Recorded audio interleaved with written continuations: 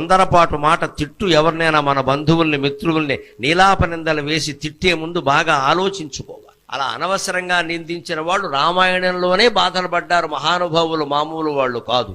అగ్ని ప్రవేశం అప్పుడు సీతాదేవిని అనేక రకాల మాటలు అన్నాడు రామాయణంలో రాముడు. ఇప్పటికీ దాన్ని విమర్శిస్తారు చాలామంది హేతువాదులు. వాళ్ళు పూర్తిగా చదవక విషయం తెలియక అన్నాడు, అనేక రకాల మాటలు అన్నాడు.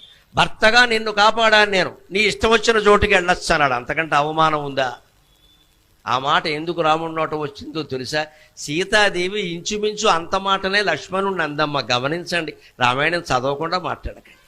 మాయలేడి కోసం ఆయన వెడితే హా సీత హా లక్ష్మణ అని అరిస్తే వెంటనే ఈయన్ని వెళ్ళమంటే నేను వెళ్ళనమ్మా, నీకు తెలియదు ఇది రాక్షస మాయ. వాడు అనేక రకాల మాయలు చేసేవాడు మిమిక్రీ చేయలేడా? మిమిక్రీ చేసేవాళ్ళు బోళ్ళు మంది ఉన్నారు ఇక్కడ. అలాగే వాడు రాక్షసుడు లేడి వేషంలో వచ్చాడు, ఇప్పుడేమో ధ్వనిని అనుకరించాడు.